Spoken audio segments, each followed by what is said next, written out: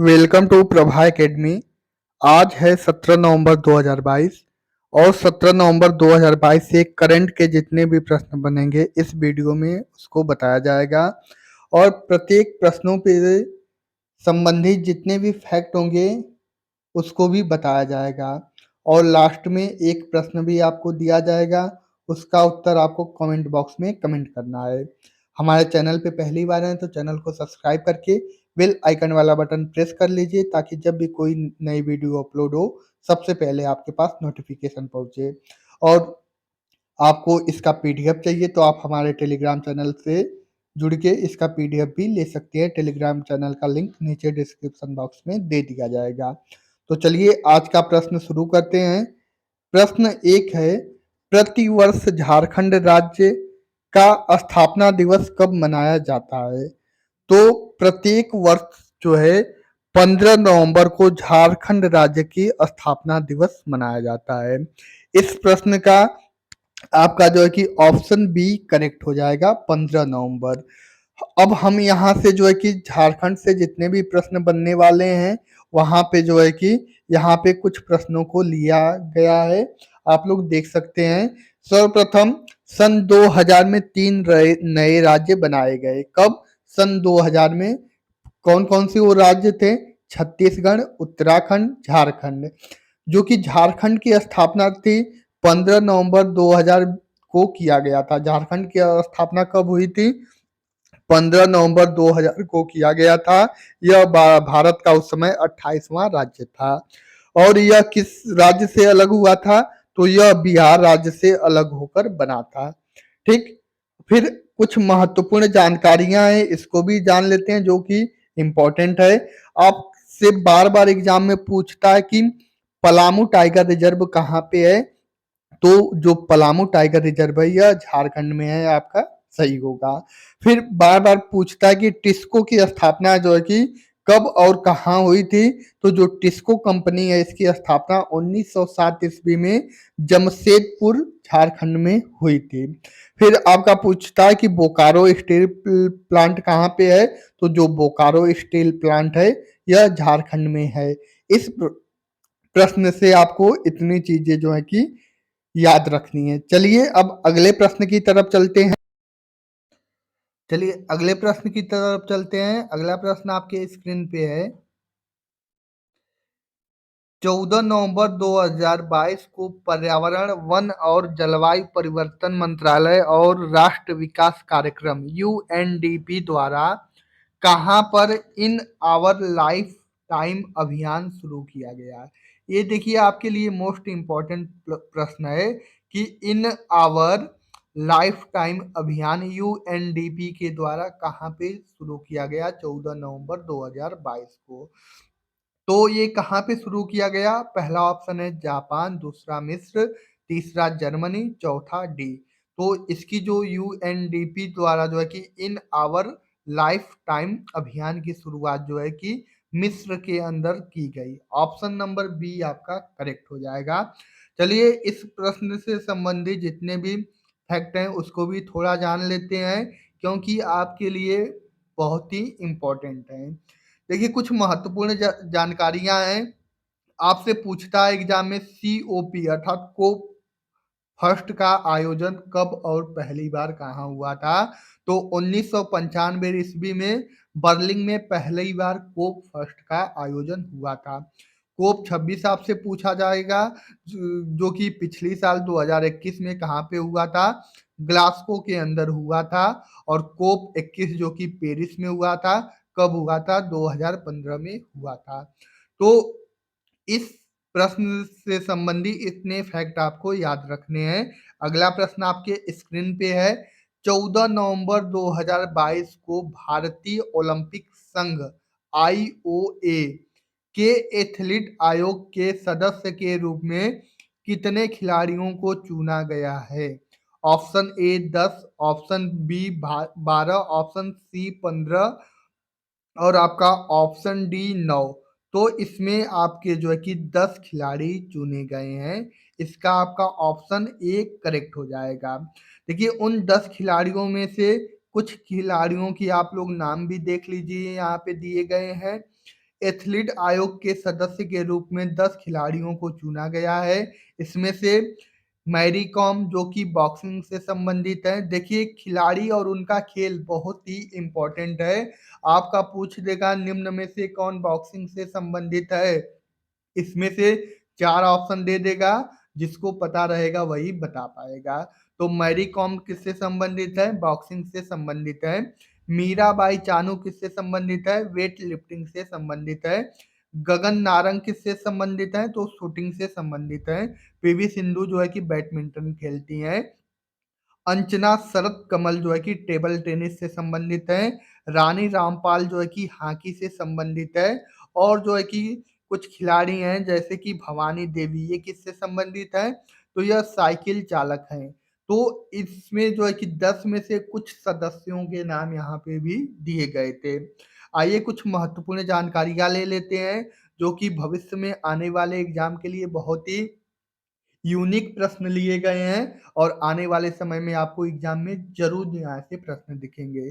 देखिए मुक्केबाजी चैंपियनशिप 2022 में स्वर्ण विजेता कौन रही? तो स्वर्ण विजेता जो महिला है वह निखत जरीन रही। वाकई में कतई जहर सवाल ही आपका है। कौन है? निखत जरीन है।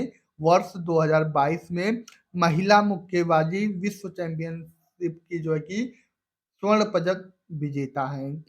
फिर अगला प्रश्न है, टोक्यो ओलंपिक में रजत पदक विजेता रवि दहिया और मीराबाई चानू। जो रवि दहिया और मीराबाई चानू है वह टोक्यो ओलंपिक में कौन सा पदक जीते हैं? तो रजत पदक जीते हैं। ठीक, इस प्रश्न से इतने फैक्ट आपको याद रखना है।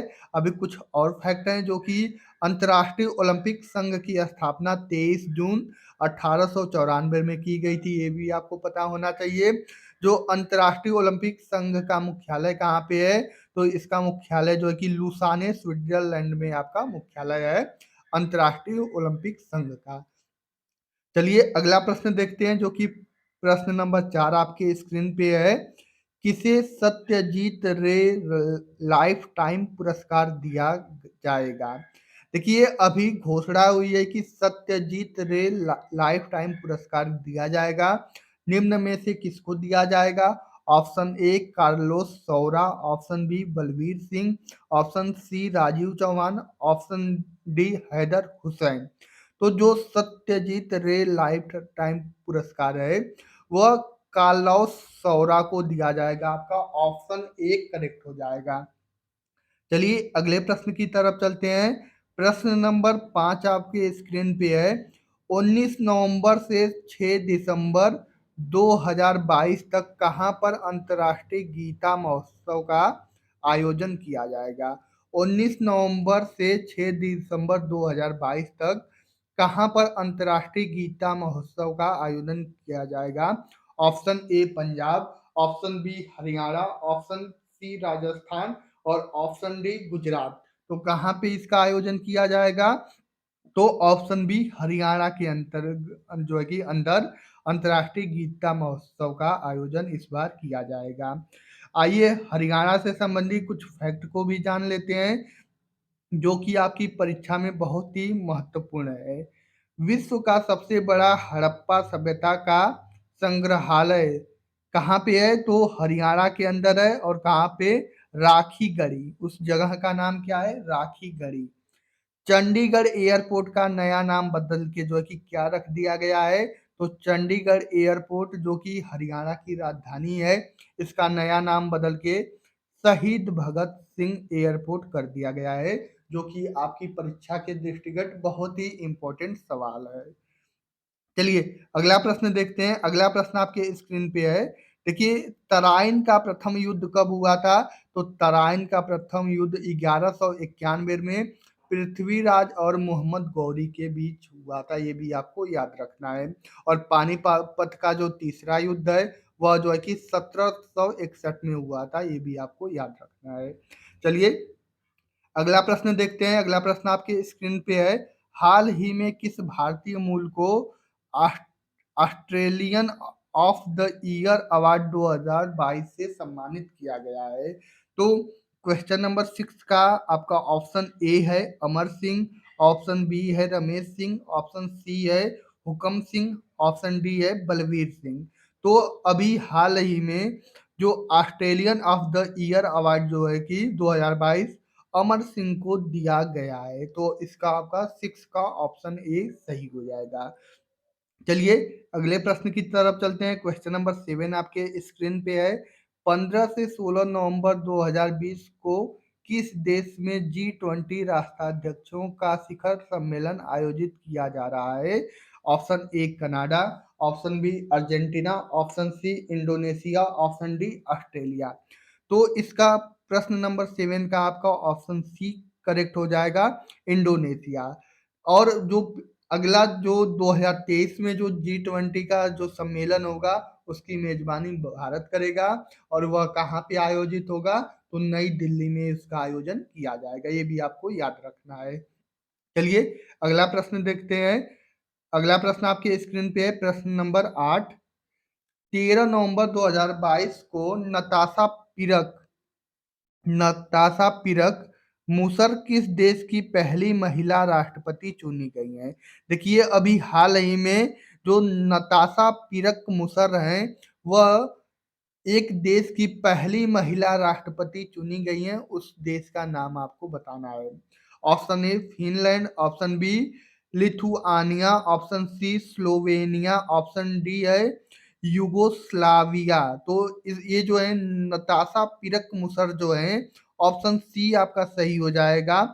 स्लोवेनिया की जो है कि नई नई जो है कि पहली महिला राष्ट्रपति चुनी गई हैं। तो इस प्रश्न को आपको याद रखना है।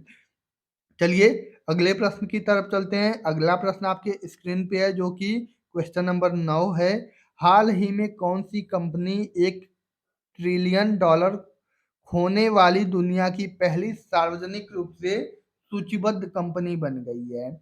ऑप्शन ए है मेटा, ऑप्शन बी है अल्फाबेट, ऑप्शन सी है इंटेल, ऑप्शन डी है अमेजन। तो कौन सी कंपनी हुई है? तो क्वेश्चन नंबर 9 का आपका ऑप्शन डी करेक्ट हो जाएगा, अमेजन।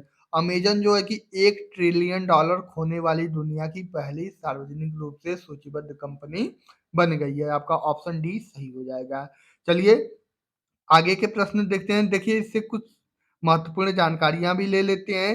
देखिए किस कंपनी के सीईओ को वर्ष 2022 का पद्म भूषण सम्मान दिया गया? किस कंपनी के सीईओ को?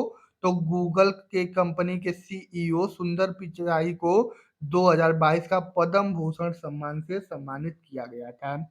पराग अग्रवाल का संबंध किस कंपनी से था? पराग अग्रवाल जो कि अभी हाल ही में इनको जो है कि एलन मस्क जो है कि ट्विटर को खरीद लिया और इनको जो है कि ट्विटर से जो है कि बाहर कर दिया। तो इनका संबंध किससे था? ट्विटर से था। और यह प्रश्न भी आपके लिए इम्पोर्टेंट है। पराग अग्रवाल है इनका संबंध जो है कि ट्विटर से है। अगला प्रश्न देखते हैं जो कि इस वीडियो का लास्ट प्रश्न है। 14 नवंबर 2022 को भारत और किस देश के बीच युद्ध अभ्यास 2022 शुरू हुआ? तो अभी हाल ही में 14 नवंबर 2022 को भारत और अमेरिका के बीच में जो है कि युद्ध अभ्यास 2022 शुरू हुआ। तो इसका आपका ऑप्शन बी करेक्ट हो जाएगा। चलिए ये आपके 10 प्रश्न थे और आपको एक प्रश्न दिया गया है जिसको कि आपको बताना है कमेंट बॉक्स में। और देखिए जिस भी प्रश्न के बारे में जितनी अधिक आपको जानकारी हो उतना ज़्यादा आप लोग जो है कि कमेंट बॉक्स में लिखें, क्योंकि कोई भी चीज़ बार-बार लिखने से हमको क्या होती है, याद होती है। तो कौन सा देश 2024 में अंडर 19 वर्ल्ड कप की मेजबानी करेगा? आपके 4 ऑप्शन है, भारत, श्रीलंका, ऑस्ट्रेलिया, इंग्लैंड। चारों में से कौन सा सही है आप लोग कमेंट बॉक्स में कमेंट करके बताइएगा और ज़्यादा से ज़्यादा इस चैनल को शेयर कर दीजिएगा। अधिक से अधिक लोग इस माध्यम से जुड़ सकें इस चैनल के माध्यम से। और प्रतिदिन सुबह 6 बजे आपको करंट की डेली वीडियो प्रोवाइड कराई जाएगी और उसके साथ-साथ इम्पोर्टेंट फैक्ट भी। और हमारे चैनल पे पहली बार हैं तो चैनल को सब्सक्राइब कर लें और टेलीग्राम वाला ग्रुप जो है कि ज़रूर जॉइन कर लें, क्योंकि प्रत्येक पीडीएफ जो है कि एक साथ आपको टेलीग्राम ग्रुप पे ही मिलेंगे। ओके, धन्यवाद। Thanks for watching.